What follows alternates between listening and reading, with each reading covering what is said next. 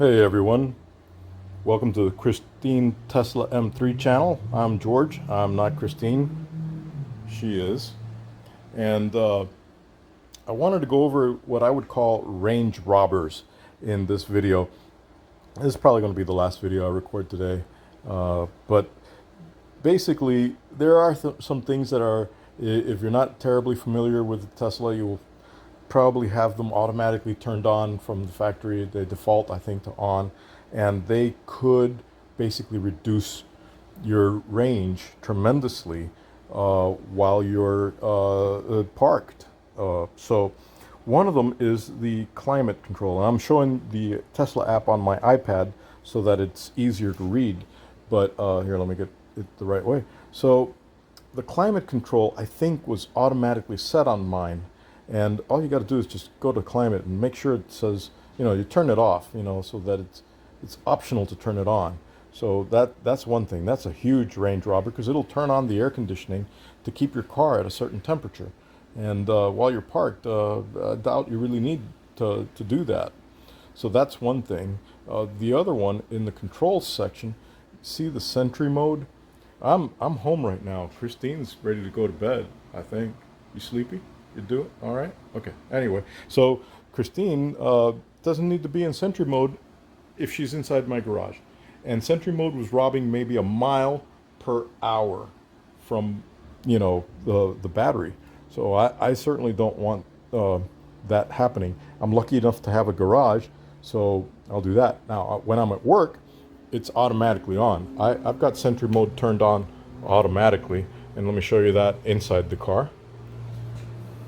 Okay, so here we are inside the car, and so you can see safety and security here, and you'll see one of them is Sentry mode automatically on, but excluding home. And that's the setting I put it on because I want to keep it on whenever it's out in the parking lot at work or anywhere I'm going out. That's what Sentry mode is for. So it's not for when it's in the garage. Luckily, it'll have a garage. If you don't have a garage, I guess you really do want to keep it on at home. Or if you're in one of those parking garages in a building where you have no, closing, no locking door, no way to keep your car separate from everybody else. Sure, you should probably have it on there. But that is a range robber if you don't need it. If you do need it, you got to do what you got to do. Here's another cabin overheat protection. So I just talked about the climate control and how you can turn it off. And insidiously, there was another little thing here to keep the car from getting over like 105 degrees. Yeah, 105 degrees. So this cabin overheat protection. Now, if you can park it in the shade at work or inside a covered parking, yeah, this will probably never even turn on. But I have to park it outside in the parking lot, and that was robbing my range tremendously to the point that I want to charge every other night. I don't want to charge every night, and this would prevent me from feeling confident that I could make it home the second day if I had this on, honestly. So I do not recommend you turn this on unless you have a propensity to leave live animals or children or something in your car and forget about them. Then at least you want to give yourself a little safety margin there. But I don't have pets and I don't have little kids, so I don't think I'm going to leave anything alive in my car that's going to die from the heat. Cabin overheat protection, I say turn it off if you don't need it. So that's a huge range robber. Now, let me show you something else. This is one of your most important screens. This 120-mile range up here, I don't know where they get that idea. I don't know how they calculate that, but it's certainly not realistic. If you turn on your energy consumption screen, you can see what your average energy consumption is in watt hours per mile. You can see what range it is projecting. So from 120 that it's telling me I have here based on maybe battery charge versus EPA sticker, totally meaningless. it says I really have 162 miles, 163. I don't know how it just jumped up there, but there it is, 163, 162 projected range. That is one of the most important numbers. Unfortunately, there's no way to keep this display like minimized to just show that, or something, or replace that up here, or in addition to this range indicator. I wish there was, because it would be nice to be able to see your navigation screen and see a small banner at the bottom that may have this kind of information, the average kilowatt, watt hours per mile, and this. You try to get this number as low as you can. Honestly, 164, that is something that I can do without even trying. I should probably do a lot better. One thing, I came from a Prius, and this car is actually pretty different to drive effectively, efficiently, than a Prius. I was getting very good mileage with the Prius. I could do as many as 600 miles on a tank of gas on a Prius. This car is different. Takes a little getting used to, takes a little bit of trial and error to figure out. The other very important screen is this way. Wait, it's not there. Sorry, hold on. What the hell? There it is. Okay. So this tells you a more realistic, how many watt hours per mile. This is your average. This is average since a certain trip started, or since last charge. Like I said, I know I can get that lower. I know I can do better than that, but this tells you pretty much, that's my daily commute right there, 81.4 miles, about 40 miles each way.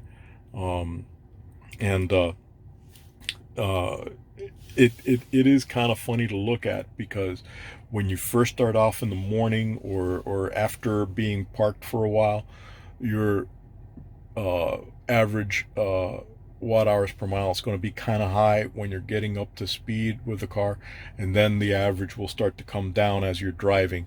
So, keep an eye on that, but don't freak out if it goes over 400 or something at the very beginning of a drive. It just does that. It's something to keep in mind. Just keep monitoring it. If I can just keep the navigation going so I can hear the voice cues, especially when I'm on autopilot on navigation, I don't necessarily need to see the navigation so much. This car doesn't have the indicators or the traffic density markings on the roads on the map, so it's not like it really matters to see it. Just listen to it, know what it wants to do, figure out the tones for when it wants to change lanes and when it wants you to do something. And you're pretty much, if I stay on these two screens, I can try to keep my consumption low enough to accommodate my desire to charge only every other day, and only to 90% or so. So let me see, this is the charging screen. As you can see here, I got my bar a little higher than the daily. So I give mine about 220 miles when I'm, okay, there we go. So this would be about 213, I think. So I push it just a wee bit over into that range, because I do use it. I actually will use it when I get back home the second day. I'll be around 4 or 5%, and I think that should be okay for the battery to if you charge it up that high, as long as you're going to use it. If you keep charging it high and using it just very little, I think that could damage the battery. But here you can see where the charge current, the max is 32. You cannot hit it, and I've heard that, oh no, that's just a setting. It's, if you connect to something more powerful, it will go there. Maybe with a supercharger it will, but not with a home charger, not with a wall connector at home. So for $500, do you really get a much better experience charging 32 amps versus 24 amps? We're talking about 8 amps difference. We're talking about 25 miles per hour of charge versus 32 miles per hour of charge, you be the judge. But I honestly can't see it. If you have a dryer and you can use the plug, I'd rather spend the $35 than the 500. As simple as that.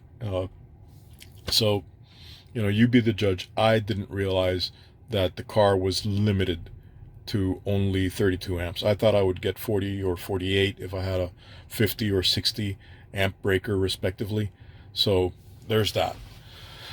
All right, guys, that's been a long video. I hope I had something useful in there for you. And if you like it, please stay tuned. There's plenty more to come from the Christine Tesla M3 channel here on YouTube. If you have any questions or if you have any suggestions for topics, please let me know. Give me a comment.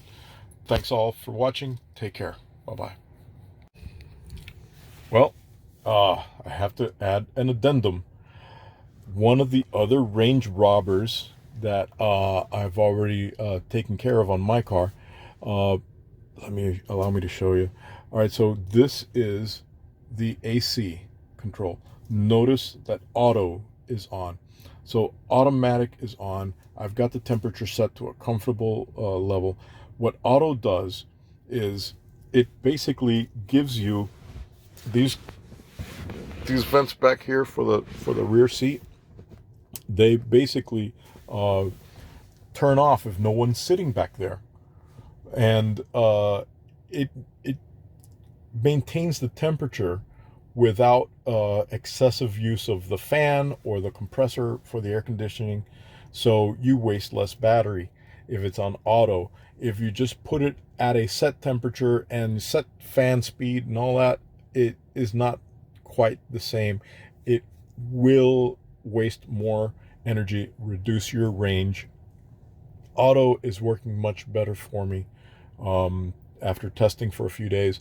And if you can try it, I'd love to hear your feedback, what your results are.